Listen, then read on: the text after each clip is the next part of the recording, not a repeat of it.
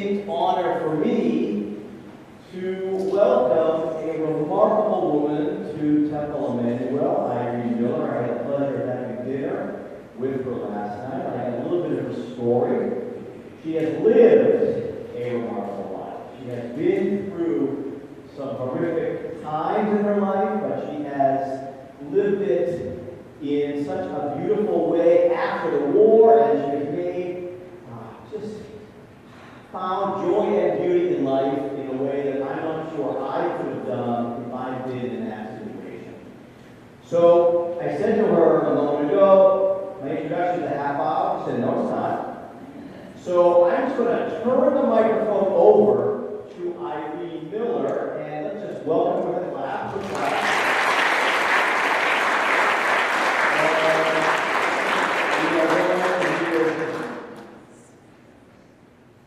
Okay. If you have in your possession one of these, the request is to turn it on. Be with us here. Anyone texting you, you can text them later. Anyone calling you, call them later. Let's be present with Irene this morning as we hear her remarkable story.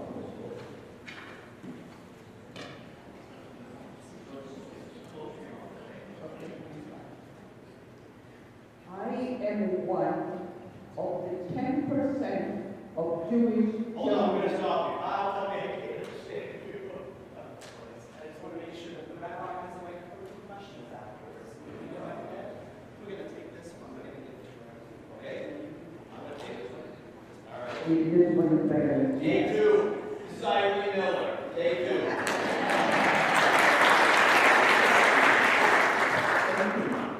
I am one of the 10% of Jewish children who survived the Holocaust. Most of them gone by now. Though I can tell you only about my survival journey, those of us fortunate to be left alive become also the voices of those who didn't live to tell their story. This is what I looked like when Nazis attacked Poland. I was born in Warsaw, the capital of Poland, and this is what I was raised in my initial few years. My immediate family was made up of 4. Here is my older sister and I. She is here 8 and I am 3. And our parents. But with a large extended family in Poland, numbering close to 100 members. When Nazis attacked Poland, it seems to me that Warsaw was under siege for a few weeks. Day and night bombs were falling. We lived on the top floor of an apartment building, where it was the most vulnerable place because bombs were falling through the roof, ceilings, and homes. So with the population of friends who lived on the second floor, we moved in with them. But the interior wasn't safe from the bombs. One night, a bomb fell into that apartment, exploded by the door, leaving the only way out was through the window, and that was the second floor. My father, who was a very tall man, knocked out the window and jumped in. He says, you have to quickly follow him before the whole thing gets engulfed in flames. He will catch us. When my turn came, I stood at the windowsill and looked down. It seemed so far down. I was so scared that I was frozen in place. My mother pushed me out the window. Somehow my father did not catch me, and I fell on a pile of glass, cutting my arms and legs. When the family was done, my mother picked me up, carried me to a bomb shelter, and there she was sitting, pulling out shards of glass out of my limbs. These running to bomb shelters occurred over and over, particularly at night. At some point below the water, a bomb severed the water pipes, and the only way we were able to get any drinking water is running down the street when there was still a functioning hose or faucet. I remember where I was when Nazis entered Warsaw. I was in our own apartment. I didn't know it was the 4th or the 5th floor, but I was too high up to see the faces of the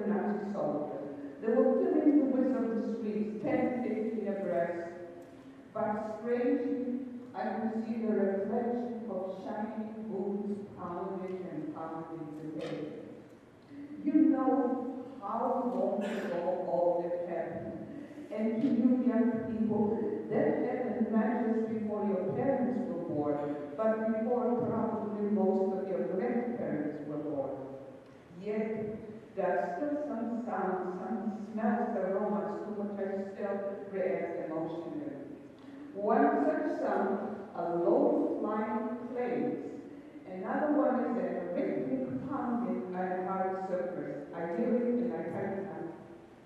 My parents felt that being Jewish, and my father was the leader of the labor union in the Jewish tradition of the liberal people, they felt that as such, that they would be among the first ones to be persecuted by the Nazis.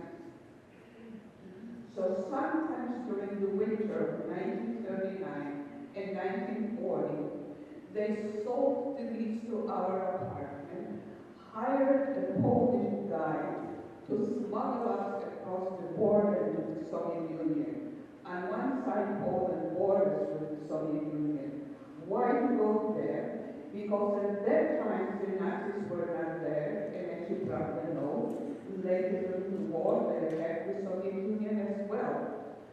Why to smuggle us? Because the Russians were protecting the border and would not allow anyone to enter. I remember the last leg of that boat that traveled trying to cross the border. It was in the middle of the night, extremely cold. We were wearing layers and layers of clothing to keep warm and also to minimize the luggage. We were sitting inside the wagon of hay, the hay over our faces, over our heads, and over all that and all blanket. So should a Nazi soldier come across that wagon at night, he would not be able to see that there are people in it. At some point, this man stopped, led us off in an area that was surrounded by tall trees. You couldn't see what's beyond them. He said that we had crossed already the border and pointed where we were to take a train towards the city my parents were headed, called Białystok. We huddled up for the remainder of the night. And when we woke up in the morning and left that secluded area, we saw the fields with thousands of people laying on the snow, leaning against bags, suitcases. This man did not take us across the border, he left us on no man's land. And my parents, of course, didn't want to go back to Poland from where we were trying to escape. So my mother pulled out the blankets, spreading over the snow among people. People were sitting close one next to the other. She also pulled out a down comforter commonly used in Europe in winter. And this place, in an open field, became my home for about 6 weeks. My mother would repeat to me over and over, move, move. If you move, you're not going to be that cold. I moved as much as I could, and when I couldn't anymore, I would crawl under the covers. At some point, my feet got frostbitten. I had open wounds. Wasn't able to wear my shoes, it was too painful. So my mother tore a garment first, whatever, and wrapped my feet in rags, and I shuffled around as well as I could. The only food we were able to buy was that which the peasant women from nearby villages would come at the sundown, bring bread, boil potatoes in their skin, sometimes farmer cheese, and charge exorbitant prices. The only fluid we had for drinking is melting snow. There were woods in the areas.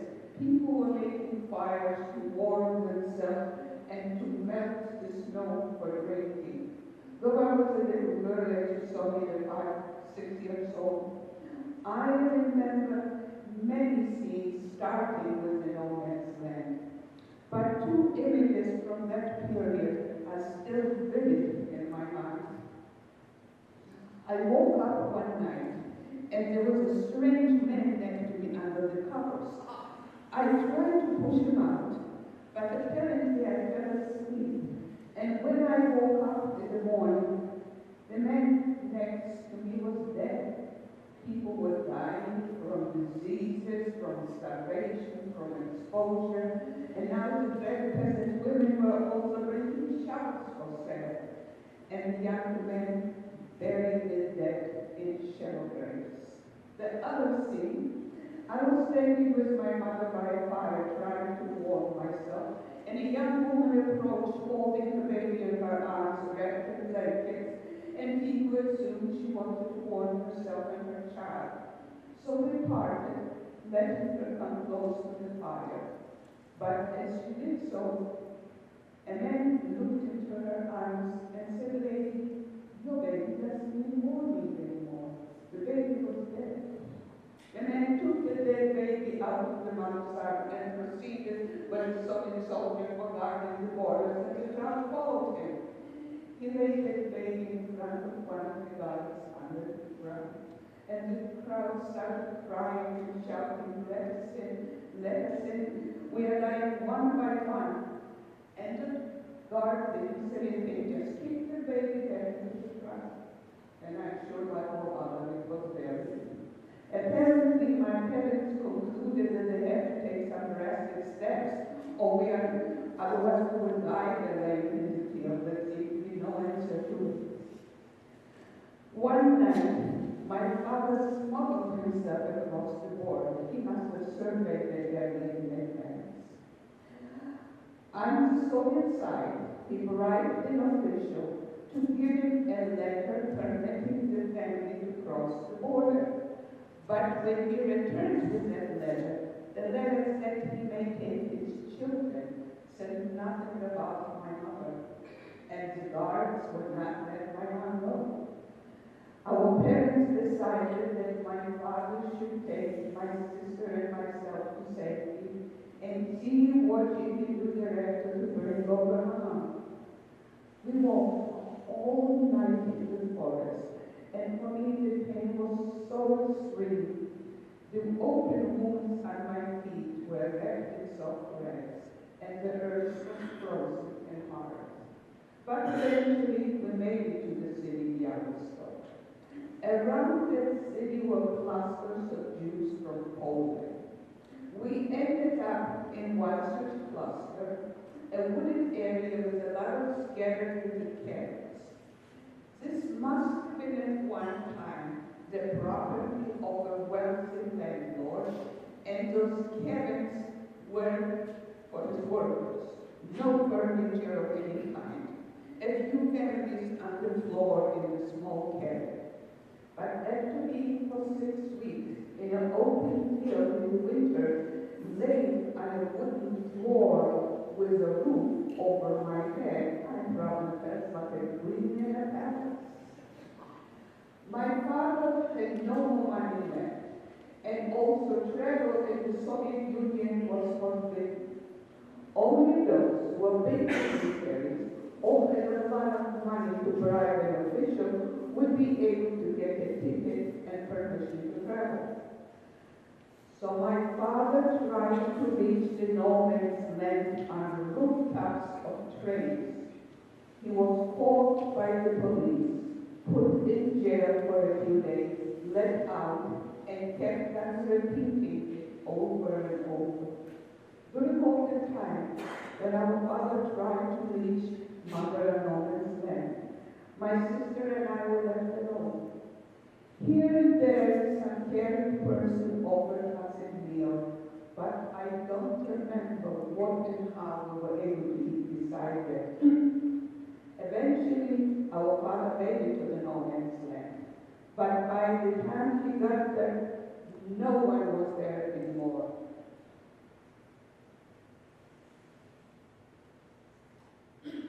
The Nazis came to all the people, including my mother, put them on trains towards Poland and Germany. For a little girl to think that she might never see her mama again was very difficult to understand, even more difficult to accept. Our father found some work in the city, was commuting daily by train. My sister and I were left alone. She, 5 years my senior, became my little mama, and we managed as well as we could. Days went by, weeks went by, maybe even more. Nothing unusual happened. Then one day, we were standing over a vase and propped up on a low stool so I could reach it as well, trying to do the family lawn. What did I know as a little kid how you do laundry? I spilled it on myself, on the floor, my mouth got blood, my sister was angry.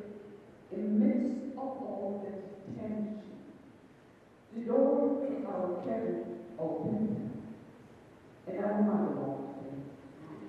You can imagine my enormous joy and excitement, but also confusion. It seemed to me that it has been so long since I last saw her. I didn't know whether she was alive or not, and suddenly she showed up. It took me an enormous length of time to trust that my mother would not vanish one day. Just as she appeared, maybe she would disappear. And I would wake up many times at night just to touch his mama here. Well, we were happy now. We were together. That was the main thing. And no longer hungry as we were in the no man's land. Whatever our father was earning was enough to buy food. But the joy did not last for very long. We started hearing that Soviet soldiers were coming in the middle of the night, taking away all the young men, and no one knew what happened to these men. And my father then was a young man. One day there was a rumor that our cluster was scheduled for such a raid. So my mother took the train to the city where Dad worked, to warn him not to come back until he hears from her. But she missed that day, the last train coming back to us.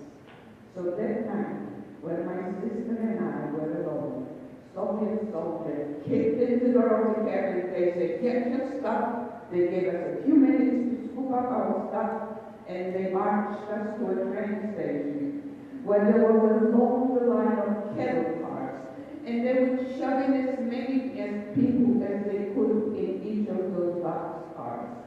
My sister and I cried and cried that we had not got to go without our parents. And those soldiers kept on telling us lies and lies. When the platform was almost empty of people, we saw from a distance a small truck in our parents' eye.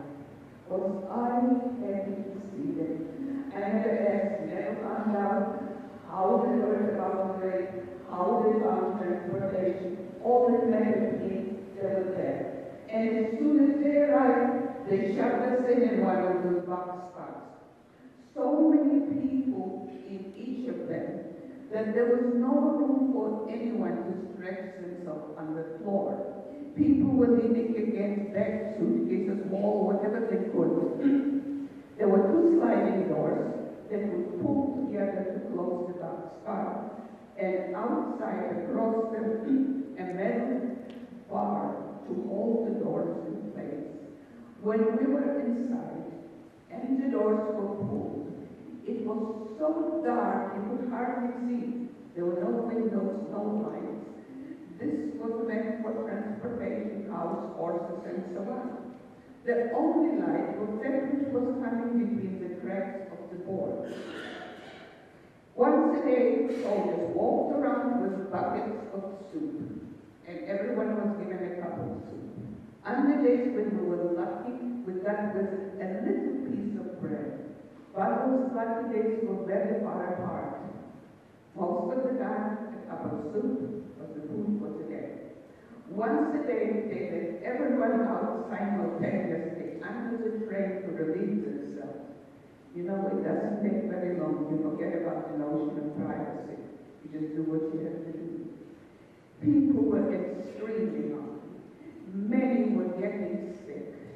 And everyone scared and frightened, not understanding why the soldiers picked us up, where they're taking us and what they will do with us. We were on that train somewhere between 6 and 8 weeks, and then through additional means of transportation, delivered to a labor camp in the Siberian taiga. Taiga is a dense forest covering the northern part of Russia. Our little houses were placed right against the forest, 2 or 3 families on the floor in one room. Bears would come to the door fronts. At night, we heard Siberian wolves howling and we were scared. We heard stories about wolves attacking people at night, that is in the dark. And in Siberia, in the wintertime, there are only about 3 hours of daylight and the rest is dark at night. And in the summer it's in the reverse. Temperature, they would drop 50 below and lower. If a bird, for some reason, didn't fly away in time, it would freeze to the tree like a lump of ice. When you were outside, with any part of your skin exposed, it didn't take more than a minute or 2 to get frostbitten. We did not have clothing for that kind of climate. And for me, a kid that size, going out most of the time was not possible because the snow was taller than I was. I did not talk to my children about my Holocaust experiences. I did not talk to anyone about it until a few years ago. There were people who worked with me for many years, and all they knew is that I was born in Europe. But my youngest child, Naomi, kept on asking me, and apparently I related some bits and pieces because I found in her high school writing a reference to 2 situations in Siberia. There was one store there, of course, the governmental store. And rarely would you go there looking for something you needed for your daily life, it would be there. But people would frequent the store to see what do they have to have today there. But no matter what they had, everything was rationed, including bread. My mother sent me once to the store to get the family's rations of bread. And bread came in big, black, lumpy loaves, looking like mud and heavy like clay, sitting exposed on the counter. And the clerk in the store would weigh, in our case, what was the portion for 4 people. So I told Naomi that I was giving a large piece, and with the tiny, tiny little piece. And it took so much willpower for me to resist my desire of eating the bread because I was extremely hungry. So Naomi said, if you were so hungry, how come you didn't eat it? I told her this was the bread for the whole family, and we had to wait until Mother divided it and let us have it. But no sooner did I hand over the bread to my mama, she took the little piece and put it in my mouth. At some other time, when it was my birthday, my mother said, let's pretend that there is no war. What kind of a present would you like for your birthday? I told her a big loaf of bread, and that I could eat as much of it as I wanted. And I saw tears flowing down her face, and I had no idea what did I do wrong to make my mom cry. We were extremely hungry day in and day out. We were in Siberia somewhere between 2 and 2.5 years, and I remember only one day not being hungry, and I remember that day very well. We were given a tiny little piece of land, and we planted potatoes. And my mother said, on today we'll harvest big potatoes. We will have one meal, you can eat as many potatoes as you want to. And today we brought the potatoes from the field. The store had fresh carrot. So my mother got one carrot, cut it into little pieces, we baked the potatoes outdoor, and ate them with hair. Oh, but that's good. I don't remember how many potatoes I ate, but I remember a thought that stayed with me the rest for a very, very long time. I thought when I grow up, maybe I'll be so lucky that I'll become rich. Not a little rich, but very rich. Then I'll begin to eat potatoes every day. I thought that to eat potatoes every day, you have to be either royalty or rich, very rich. Well, I'm neither one or the other, but I do eat potatoes. But no potato will ever taste as good as the one in Siberia when I was so hungry. From Siberia, they shipped us to Uzbekistan.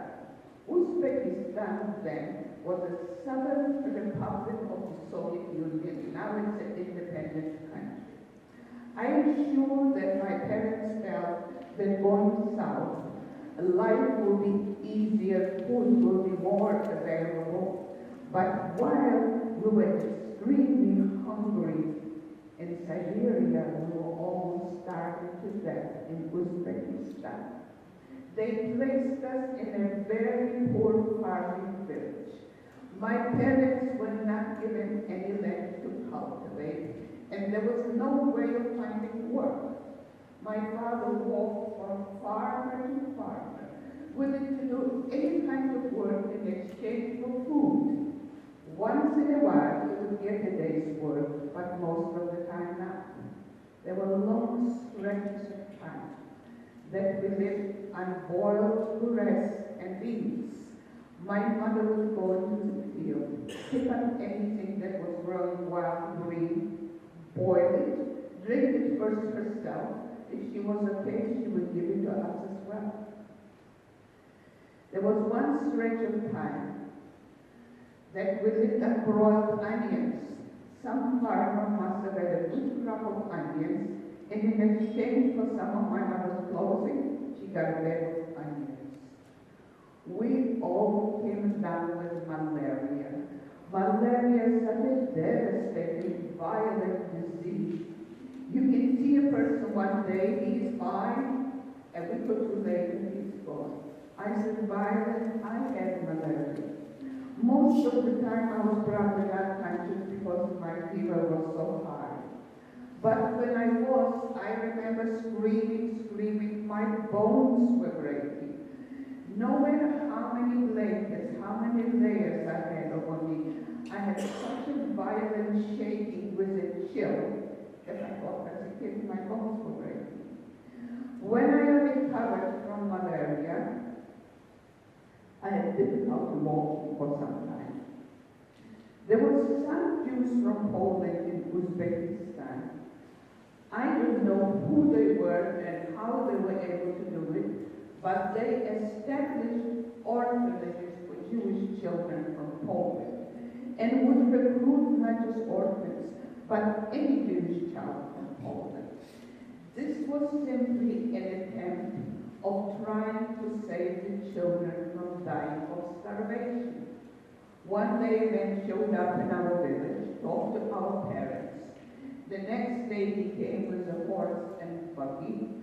Our mother told us that we will go to a place where there will be other children, food will be more available, and then our parents will visit when possible.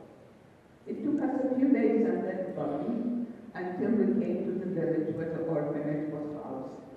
The orphanage was basically contained in one large room. From one end of the wall to the other, boards had been ripped off the floor, propped up on a stack of bricks, and girls were laying tightly one next to the other, covered with old blankets, and their heads completely shaved. Remember the first picture with my long braid? They shaved my head completely. Across the room came arrangement for boys, their heads shaved as well. The caregivers shaved the children's heads because the sanitary conditions were horrible. I don't remember when and where I was able to take a bath or a shower. And the caregivers feared that under those conditions, the kids will come down with lice that spread diseases, and apparently lice nestle in air. But we found out very quickly that lice nestle in all kinds of other places as well, because we were about 100 bald-headed kids covered with those crawling things. Lice are tiny like a speck, but they make your skin burn and itch so badly that you are ready to rip it off. I remember bleeding all over from that intense scratching. And you know a strange thing, and I repeat, you know how long ago all that happened. I start thinking about the lights, and my head starts itching so badly that I want to take my 10 fingers and scratch. It lasts a few minutes, and it goes away. A few months after entering the orphanage, my father died. There was an epidemic of dysentery in the village my parents lived. No pharmacy, no physician. My mother walked the whole day to another community in search of penicillin. I don't know whether she was able to obtain it or not, but when she returned, my father was dead, buried in a communal grave. My mother didn't even know in which one. The war ended in 1945, but I stayed in the orphanage in Uzbekistan till 46. I don't know what was the reason we were unable to return sooner, but I had no other choice but to wait. During all the years of the war, extreme hunger was a daily part of my life. And that kind of a hunger is not what we know when the refrigerator is empty, we didn't have time to do the shopping, or we didn't have time to prepare the food. That is a hunger that not only consumes your whole body, but your mind too at times. Your focus is when will you eat next? There were years of loneliness when I was without my parents. Strange as it might sound, you can be in a room with 100 kids and feel lonely when no one particular person pays any attention to you or shows some affection. There was fear and anxiety, not knowing what will happen from day to day. No newspaper, no radio, of course, TV didn't even exist. If the adults knew anything, they didn't share it with us children. I believe there was an assumption that the less kids know, the better it is, but it worked the other way around. The less I knew, the more I was speculating. But I was trying to do everything possible to keep myself constructively involved. I learned to read myself when I was quite young. Polish, because Polish was my childhood language. And while in the Soviet Union, I learned how to read Russian. And I would read anything I could put my hands on in one language or the other. But my educational opportunities were extremely limited during those years. When possible, I attended a kind of a semi-school, but not much of a value. The only place where I was expressing what I thought and what I felt was in writing poetry. I was writing poetry since I was a young girl. My home in West Bloomfield, I live in West Bloomfield, outside of the Iranian Road. My home was hit by a tornado in 1975, before most of you were born. Half of the house was ripped off and blown away, and with it most of my belongings. A few years ago, I was looking for a book which I thought survived the tornado. And to my great surprise, not only did I find that book, but in that book I found one notebook with the poems from the orphanage in Uzbekistan. I had a whole stack of them tightly written. This is the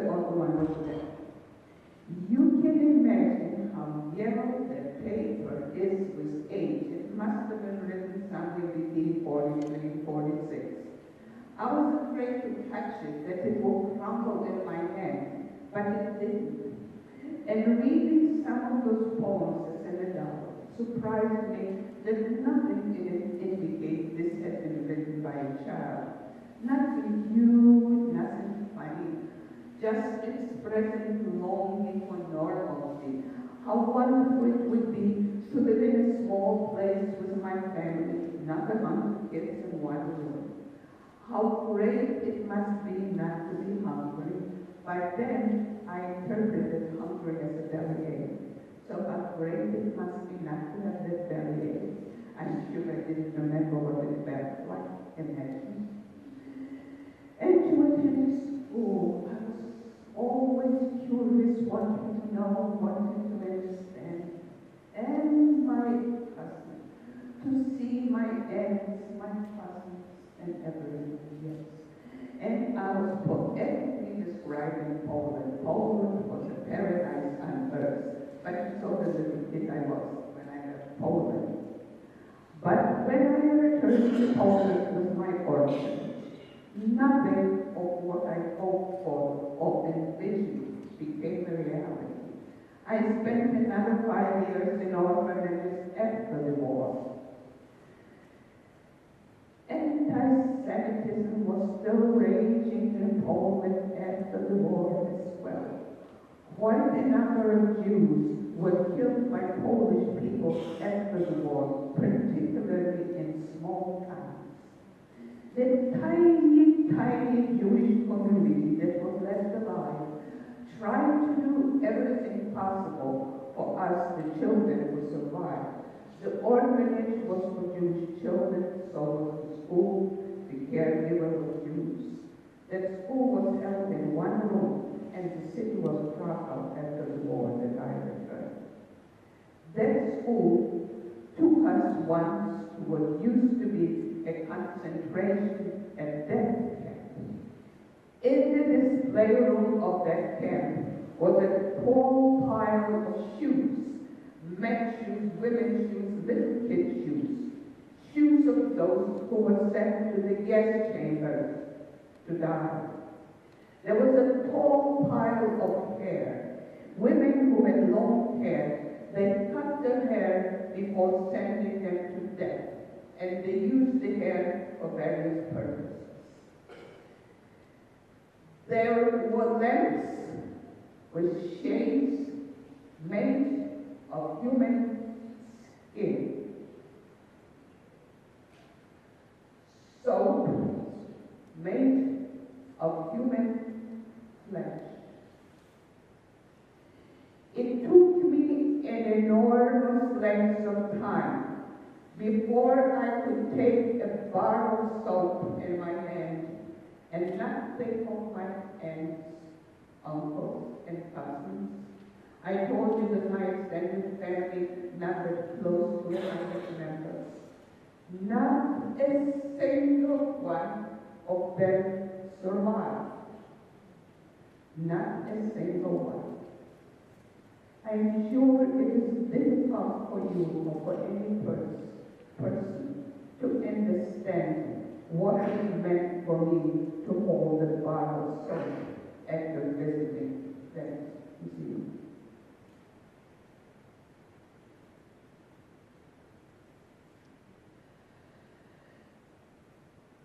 For my mother and my sister to continue living in Poland, they felt was impossible. For my mother, it was like living on the graveyard of her brothers and sisters.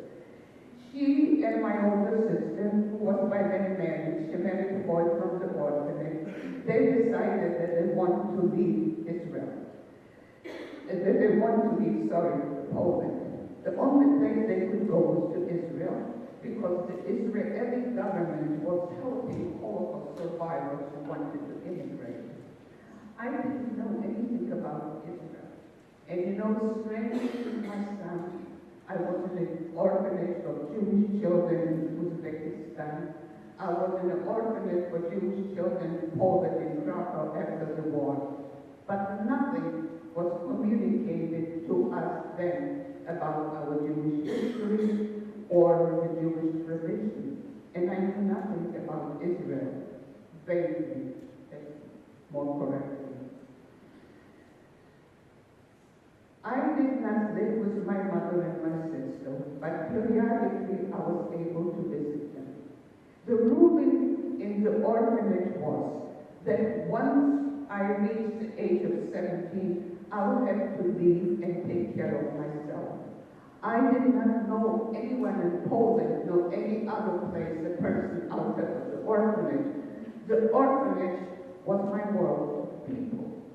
As I said, though I didn't live with my mother and sister, I could see them periodically. And apparently, they provided some emotional support which I needed because I did not have the courage to be left alone in Poland. So in 1950, I joined my mother to immigrate to Israel.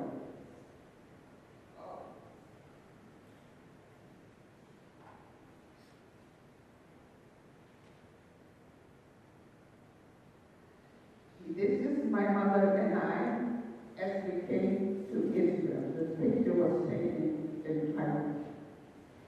Israel was a different chapter of my life with different challenges. I did not know anyone in Israel. I knew I would have to support myself. I was pretty sure I would need to support my mother herself because she was a sick woman. Yes. And I did not know the language in Israel, Hebrew. And to leave Poland at that time was extremely difficult.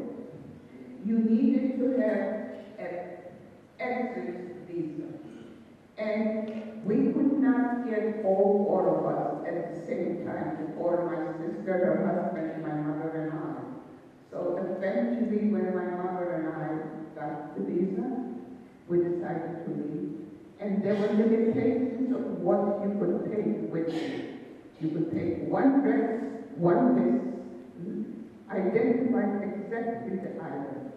The two of us left with one small suitcase. We had no cash, no money whatsoever. Our only quote cash, we had 2 kilos of dried salami. Salami at that time in Israel, we were told, was very expensive. So we could sell the salami for some pocket money. So while Israel was a very, very difficult experience, it was also a great challenge. For me, coming from Poland with that much anti-Semitism, to see here a country when everyone is Jewish, even the garbage collector is Jewish, the policeman is Jewish, and everything was Jewish, was such an overwhelming emotional experience. I lived in Israel for 4 years. 2 of those years, I was a public school teacher, and the whole story how I got to it because I came without knowing any Hebrew. A chapter of this in my book. This is what I looked like when I came to the United States. I was 21, 22 years old. I was married, had a little baby, did not know any English. But when I was young, I was picking up languages amazingly fast. It didn't take me too long. I entered the University of Cincinnati. I lived in Cincinnati about 16, 17 years. I earned an undergraduate degree in psychology, a master's in social psychology. Years later, I entered Xavier University, also in Cincinnati, earned a second master's MBA with a major in hospital management. I had very rewarding work as a healthcare executive, including for a year I served in Washington, D.C. on an advisory committee that dealt with women, children, and drug addiction. I am retired now, which means I work and I don't get paid. But I do things that are extremely important to me in life. My whole life, my whole adult life, I try to live by the Jewish ethical principle called tikkun olam. I'm sure that many of you know what is tikkun olam, but when I speak in areas where there are no Jews, I try to explain. Tikkun olam literally means repairing the world. Implied in it is that we each have a responsibility to do everything we can to make this world a little better for everyone. How I do it is, first of all, how I relate to people in my life, personal, professional, volunteer. I respect fully and equally every good human being. Doesn't matter what's the color of their skin. Doesn't matter what's their religion, poor or rich, wherever they came from. Just with human beings, they have my full respect. I contribute as much as I can to organizations that fight to alleviate hunger, to organizations that fight prejudice, and with prejudice, of course, those who fight anti-Semitism. I use my time and my skills to enrich the life of my community. I had an opportunity to chat briefly with some of your friends here who visited the Detroit Institute of Arts in Detroit. I am and have been a docent for 23 years, helping people to understand and appreciate art. So maybe one of those days I'll meet you at the Detroit Institute of Arts. I am a mediator in court, which means I help people resolve conflicts without having to appear before a judge, and those become legally binding. I have been on the board of directors of the American Jewish Committee, the oldest civil rights organization in the U.S., for more years than I remember. But my mission now, my most important thing right now, is to use my Holocaust experiences to promote tolerance and diversity. I have been, since my book was published, and I will tell you more about it, I have been invited all over the country to tell the story and help people understand what hate and prejudice can do and how we can prevent it, and to talk about more about it. The largest gathering was in a high school in Indiana, 1,800 students and teachers, and there was a note which we still have here on the board saying you could have heard the pin drop after that. I have been to talk about, it is my privilege to be invited to a Jewish community at a temple, because there are very few of them, and most, but I've spoken in many, many churches. This is one of them. You know, I look at those things, it's difficult for me to remember where it was, because I have been in UP and other many places. What helps me to do all the traveling, and I am not someone who likes to drive hours, what helps me is my partner Bob, who is up there. He drives, he takes care of everything, and he's so good that he earned the title of Director of Transportation and Logistics. And I'm sure Bob remembers all those places. Okay. This was here, when there is in the church, members from all religious groups were invited.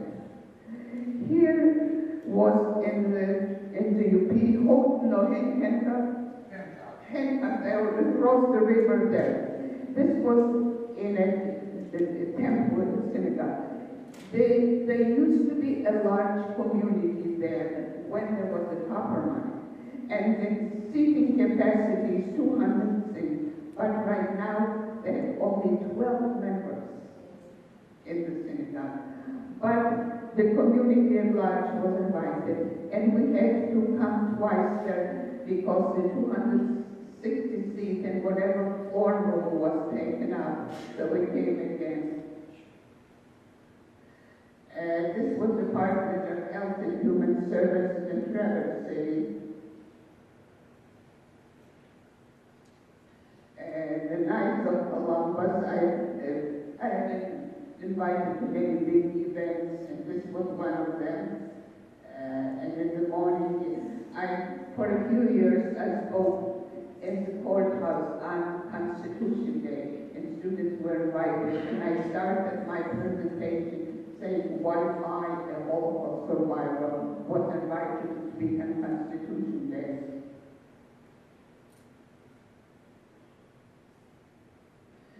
When I speak in school, I speak in middle schools and high schools, because as an aggregate unit, children younger than that are not ready. There are many exceptions, but as a school, I prefer to start with middle schools and high schools.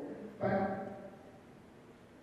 here I was in Boise City, and the fourth grade teacher asked me, would I please address her students, because they spoke, they learned about immigration. Look at all those little hands up. They had wonderful questions.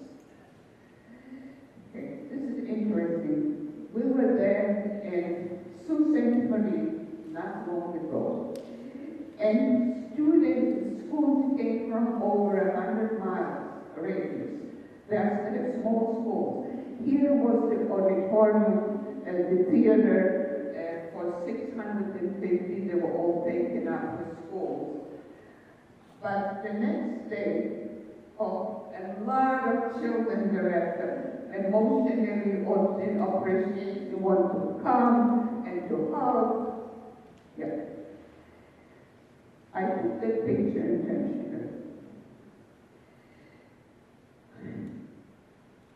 Horrors like the fascist regime, or even the totalitarian system, like in Russia, don't come out all at once at us. They come in small increments that is very difficult sometimes to recognize. You young people here will be the future leaders of that nation.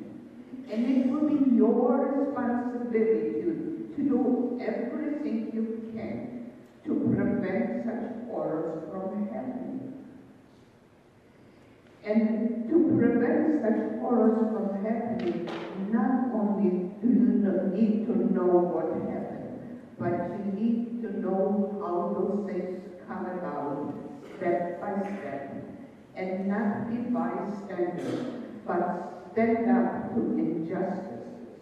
Because if small injustices are ignored, they allow the perpetrators to increase. Hitler and the fascist system started off, and this is what a totalitarian leader would do: suppress the free press, burning books to decide which books can be read and which cannot be. And when the system tells us which books you can keep in the library or school or not, beware, this is one step to a totalitarian approach. And then they take one group of people or another to attack them and dehumanize them. And even in the children's books, in the stories, Jews were projected as caricatures, as they are less than human, and they are the ones who will cause you harm. And people accepted little by little with the increases without realizing what can happen. When I was in Sault Ste. Marie, in the same theater, there were over 400 adults. People drove from great distances.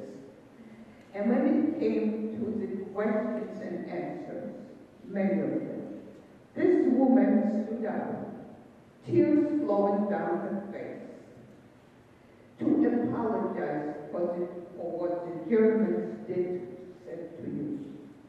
She was born in Germany and came to the United States as a teenager, when she talked about tears flowing, as a teenager.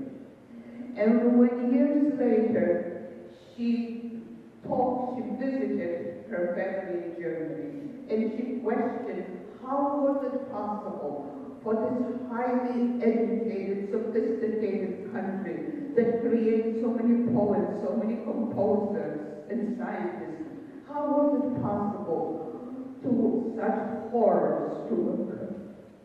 She said her family told her that they didn't recognize little by little all the changes, and they kind of stood by, didn't want to get involved. The notion didn't want to get involved. By the time they realized what was happening, they were so scared of one another that they were afraid to do anything. That is what happens in totalitarian systems. Fear of one another, divisiveness, is a powerful tool. A powerful tool. Be afraid of this one, be afraid of anyone, the other who is not like you. And she expressed it in such an emotional, powerful state that I kind of kept. I didn't keep her picture, I'll tell you the story. And when I come to those towns, the usual newspaper interviews me in advance, and then there's the article thereafter. And one of them is the Zoo Reader, is the newspaper from Sault Ste. Marie, and one of the editors wrote a lengthy article, and with it she had 36 pictures of me. And the girls hugging me, and all this is from that picture, from what she sent me in 66. Someone in the Holocaust Center helped me to put it down here. Any gathering, I see, is extremely important. Time is running out for me. And I want to use it as much as possible to not just convey the story, but to motivate people to realize how important it is for them to be on guard. When a democratic leader is elected, he or she, there is no assurances, will lead democratically. It is our responsibility to be on guard for that. Yes. This is, but particularly powerful was when I had a few opportunities to address military. This one in Mississippi Stennis Space Center is where they test all the rockets. It's like a city of its own. Bob and I had a tour of it. It took us about an hour on a bus. They showed us around. This is Edgar Copeland, who bought my book and gave me a plaque. Yes. What I told you is a small segment of what really happened.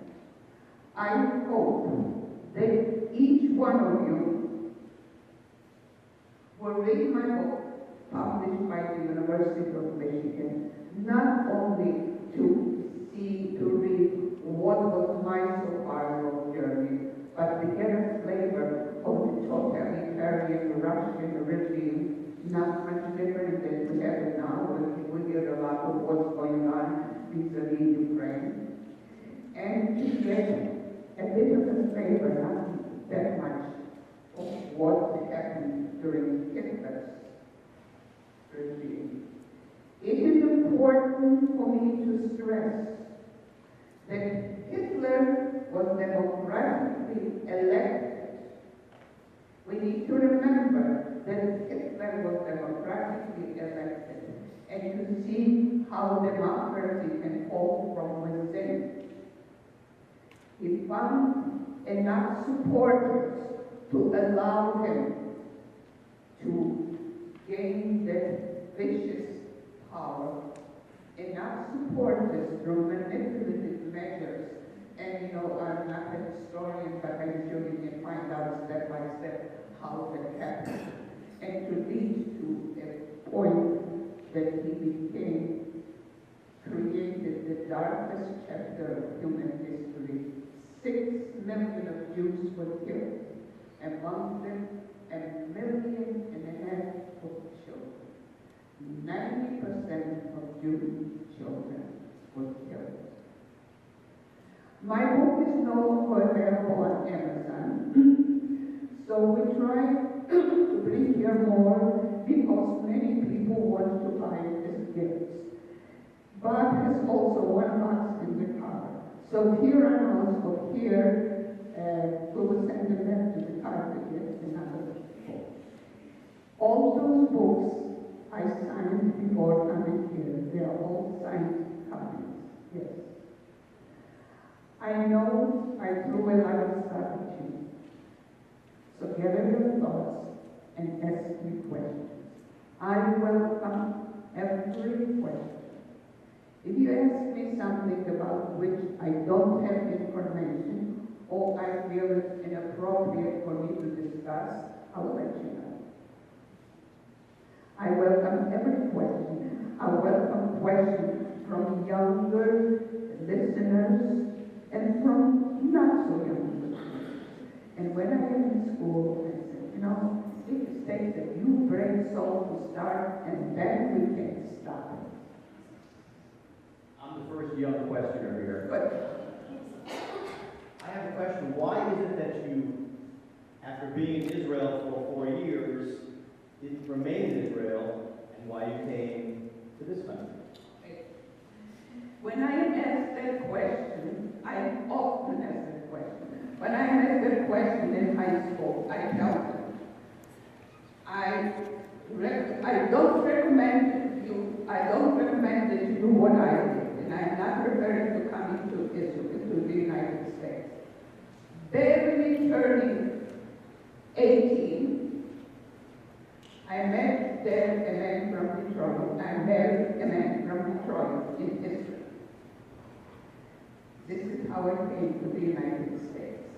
I am not against marriage, but definitely against marriage at 18. I have the microphone. It's too late for him to tell me that. I have the microphone. I'm going to walk around, so hands up would be great. And those of you in the front with the lead mic, I would please stand up, please. We're not going to hear if you don't. I will repeat it when okay. This mic requires you to go close to your. How many languages do you speak? How many languages do I speak? 5 3/4. I speak Yiddish, I speak Polish, I speak Hebrew, I speak Russian, I speak English, I speak a little German, I understand Ukrainian and Czechoslovakian and maybe a little more. Over here. What was the dog in the first photo? And so what was the one? What was the dog name in the first photo? The dog's name. Oh, the name. It wasn't my dog. And we were somewhere at a farm, and as a matter of fact, I was afraid of dogs. I was holding it like that. I did not know anyone in Warsaw of the dog. And maybe it could have been too expensive in small apartments. Yeah. Was the book pronounced which say was a fairly good representation? I am sorry if I came. Was the book Mouse?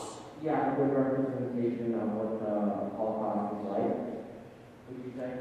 With the book Mouse and AUS for that volume, was it a good representation of? Was the book about? I make a point of not reading books about the Holocaust and not attending movies about the Holocaust. I know children do this, but it's too difficult for me to do those things. Yes, stand up, please. How old were you when the war started? How old were you when the war started? How old was I when what? When the war started. When the war started, I was 6 years old. Questions, I'm going to take questions on my left side here first. You have an incredibly crisp memory, but you didn't speak about it with your children for a very long time. How did you go from your daughter asking you and reporting a few things to creating your memoir? How did I go from my daughter asking me the question to creating a memoir? I'll answer it also in another way. I very often ask, how come that I did not talk about it or I didn't write the book until just a year ago? So I will add to that how it came about.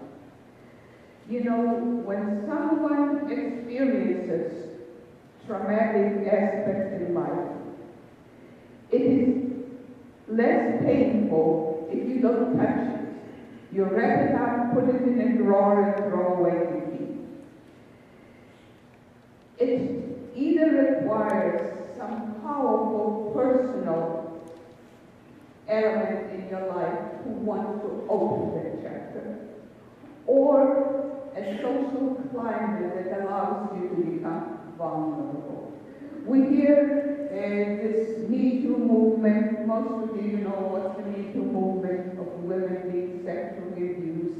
And the question often comes up, how come it happened 20 years ago and she didn't say anything until now? Well, that person was allowed to be vulnerable because the climate changed. In my case, it was a traumatic personal experiences that motivated me to write the book at that time and tell my story. And how did I go about it?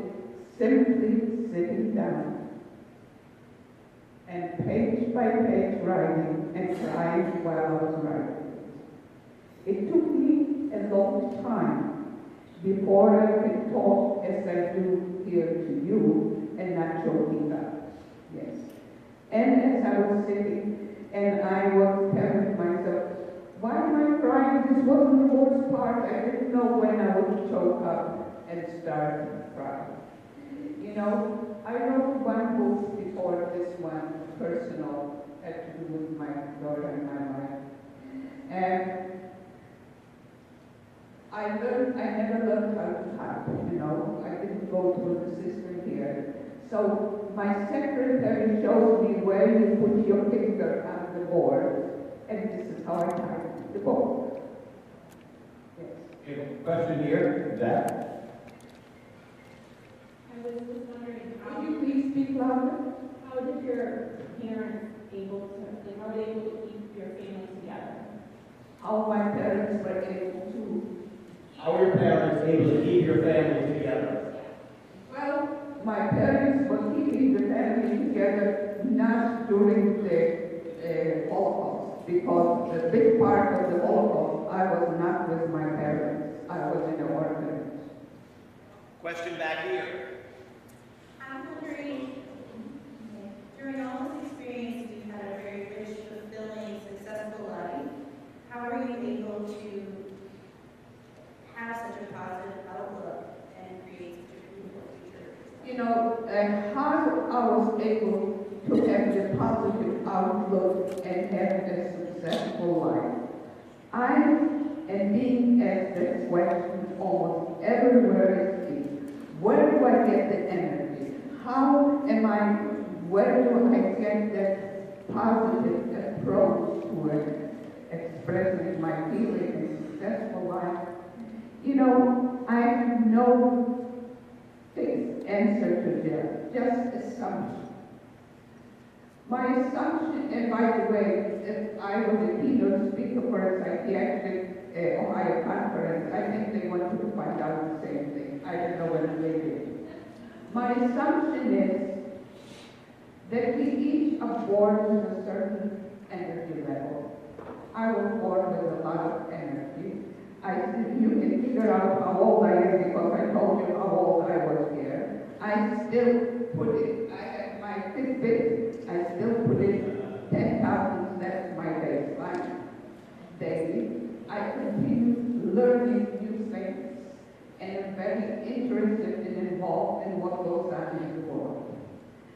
So once I believe I was born with a certain level of energy, with a zest for living, and throughout my life, in the toughest time, I would always look for something positive to cling to. I would find the smallest element of something positive, and I would cling to. And I always somehow found people who were more needy than I to reach out and help. There were examples that I write now and surprise myself. How I was able to thrive. I was at the time in the great toughest difficulty in my life. And when I was in a support group, whatever, I was trying to help those people there. So not living just for myself, and also clinging to something positive. There is a program in Michigan called Healthy Michigan. Healthy Mind Michigan something. It comes on at noontime, at 12 o'clock or whatever. And about 4 years ago, they made a program about me, Michigan Healthy Mind. Yes, and it's periodically. I was there for 3 or 4 hours, but it's reduced to a half an hour. In June, they are going to have a program with me to show me as a super ager. And I'm supposed to give advice and wisdom. How do you age so positively, and how do you age so creative? I have to come up with something. Irene, I don't know if you can answer this, but my family had a similar situation. They lived in Warsaw in an apartment building, and in 1939 they were bombed during the war. And my grandmother in America got a postcard saying all the family members were dead because of the bombing. I'm wondering, when you were a little girl and you were escaping out that window, were people killed in that bombing? Did I watch people killed when I was a little girl? Did I watch people killed? Yes. That was the first time I saw a person die, right almost in front of me. Yes. Question here. Oh. Thank you for coming to tell your story. My question is, you have a lot of reasons that you can be very angry.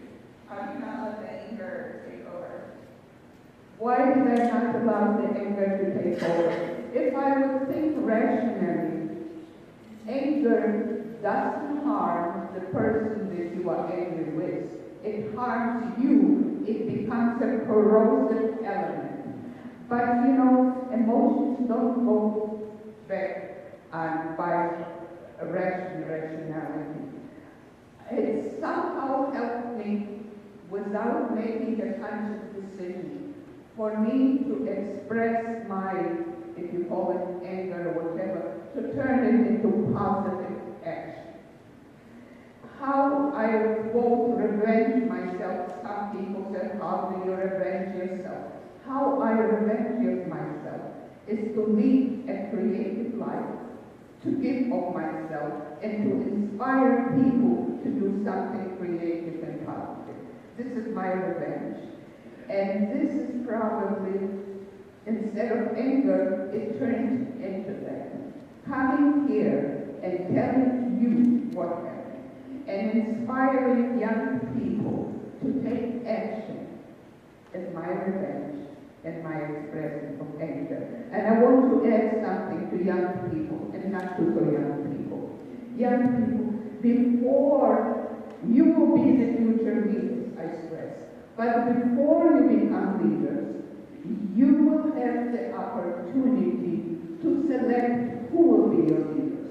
You are too young yet to vote, but as soon as you can. There are so many people in the world who died for the right to vote. It is a very powerful tool that you have in your hand to vote, because who you vote for will alter the quality of your life. So with this responsibility and privilege, you have also the responsibility to make sure that you vote for someone who reflects your values. And voting, and I will express it to all of you how I feel, voting is not just on the national level. Start off, we hear right now how the small communities have the impact of what can be taught and what can be said. So start focusing with your immediate community. And you, when you grow up, you will do the same. And another, not for this final election, but you will have a chance to vote. In the front here. Yes.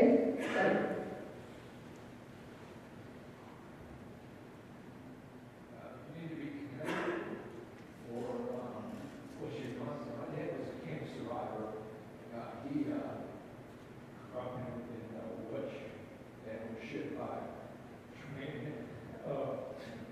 He was just outside of Dachau and worked at a slave labor camp. And your life experience for your daughter as a childhood survivor was somewhat similar, because I grew up. My father did not speak of the camp very much, but his experience of how his family was killed and how he survived. My dad's passed now. But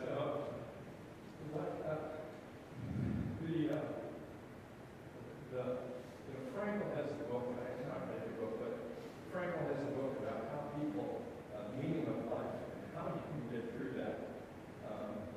One thing that people are in this room, I don't know anybody in this room, kids and grandkids, but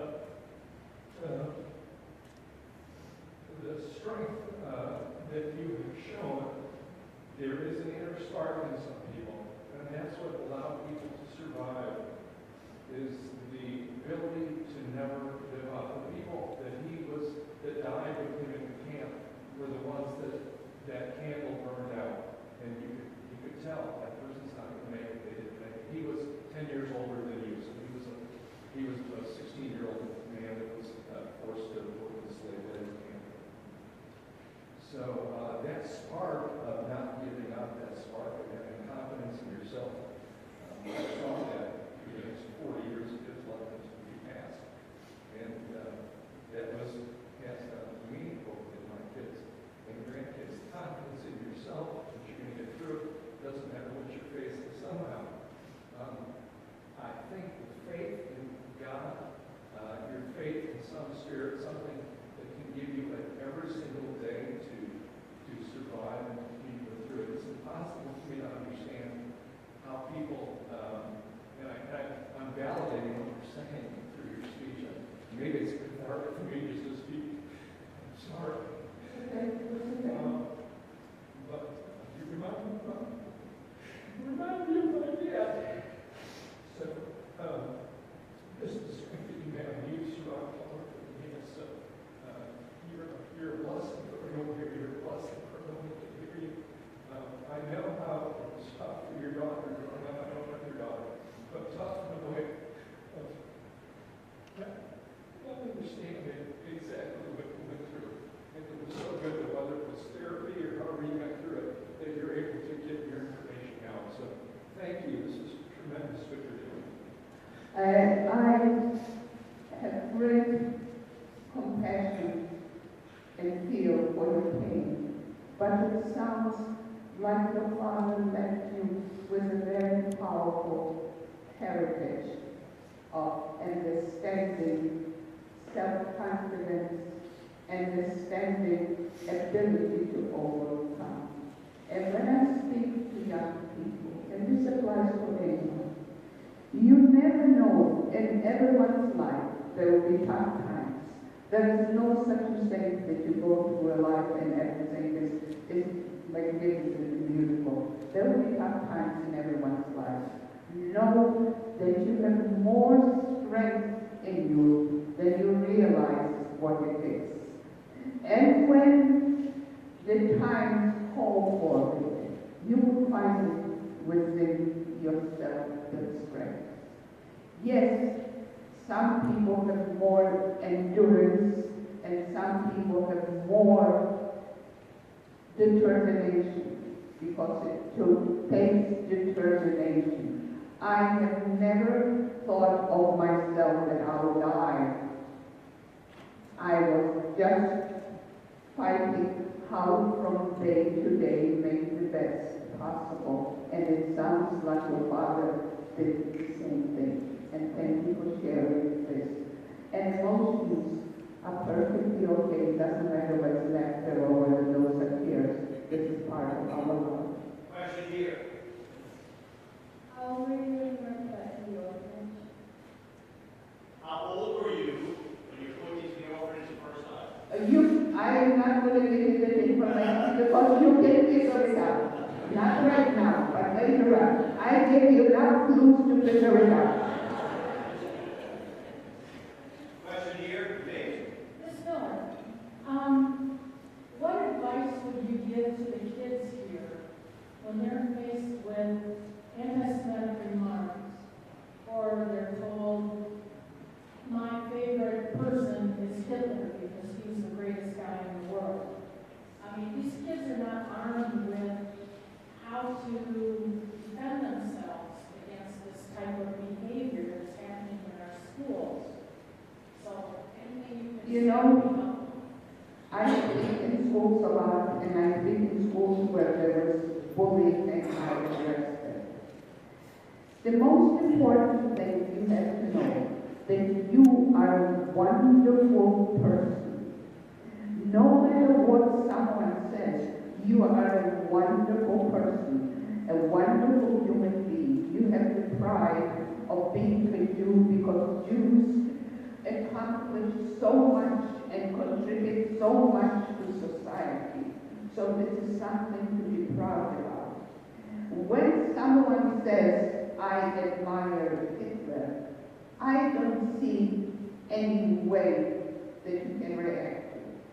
Because the same thing when someone asks, people ask me, what do you say to someone who says that the Holocaust didn't exist? My answer to that is, I do nothing, I say nothing to them. Because those who claim that Holocaust didn't exist is not for lack of information.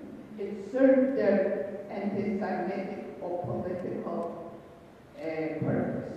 The same thing with someone saying that I like Hitler serves their political anti-Semitic purpose and trying to harm you with that. I wouldn't even touch that question to discuss why do you think Hitler is, because it's beyond logical question. In this case, it seems to me that the only thing you can do has nothing to do with that person.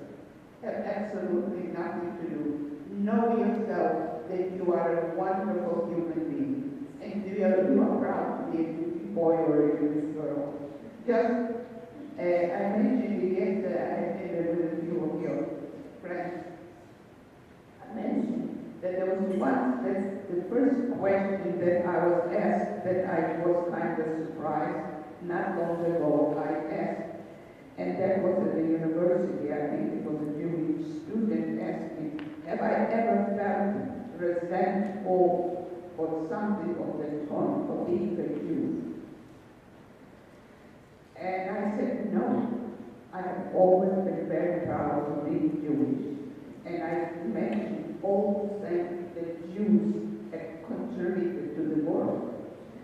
That the Jews comprise a fraction of 1% of people in the world. If you think of the Nobel Prize, how many Jews accomplished? If you think of what Jews accomplished even in the entertainment world, and in our political system. So we have wonderful effects to face one wine we have reason to be proud of you and you children the same. Question over here. You know, I don't know why for some reason I'm not always here to hear the question. Is it the mic not higher? It's the mic. How has going to the Holocaust influenced the decisions you have to make in your life? How has living through the Holocaust influenced the decisions you've had to make in life? You know, I asked my son, who happens to be a psychologist then, I said, Ian, how me being a Holocaust survivor influenced my mother? He says, I never had another mother to compare. I can say the same thing, I never had another life to compare. I'm not aware consciously of what being a Holocaust survivor influenced and guided my life. I think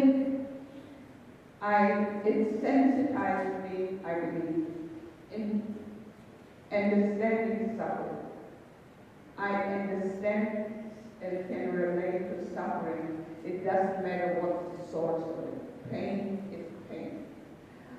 I do what I can, financially, what I can manage, to support organizations that fight to alleviate hunger. For me, hunger is such a powerful element that no child in the world should be hungry. And I pass it on to my children, the notion of do everything you can that no one is hungry. My curiosity to know and understand, I don't know if this was affected by people ask me why did I decide to study psychology. Who knows, maybe it has to do something with the Holocaust, seeing such an extreme in behavior, seeing the monstrosity and also the afterlife experiencing kindness, to want to understand the range of possibilities. Yes, other than that, I don't know. I have a question related to someone asked, how are you able to have those pictures of your family? How do those survive, those pictures you My made? mother saved them, and I have many more. But since the university was so careful of legal implications, they would not allow me to use any pictures before 39 unless I have the written permission of the photographer. Did you mention that? So I have many more pictures. Apparently it was very important to my mother to save those things, and I have pictures of her siblings. My mother was one of 12 children. Scared most of them born and lived in Warsaw, my father, so I do have. I have one more question, then we're going to honor your time and our students. One more question, and then we're going to invite people to either purchase a book. Invite people, yes. Bob doesn't like to write the books back. Oh, but first, And no, there is one more box there. The only other place books are available on my website. And in back of my book is also my website. But on the website, that's $22. Here with this back to $2.50. So, one more question. Yes, I would all of you strongly suggest if you have that interest to get a copy of the book that This friend of yours got this book, someone sent him a used book, he got this book and he read it in 2 days. The thing is that you get more of the essence because we can't even imagine what she and her family had gone through to try to beat the Nazis, to try to get into the Soviet Union, finding out that once they got into the Soviet Union, they were putting cattle cars and ships in Siberia, where they were putting forced labor camps. The book is very, very enlightening and interesting. And so if you have a chance to take a copy, I suggest do that. Thank you for the recommendation. So I do want to thank you. This has been the week. On Tuesday was Yom HaShoah, Holocaust Remembrance Day. And this is the reason why I contacted you about coming on this particular Sunday. So thank you so much for sharing your story with us.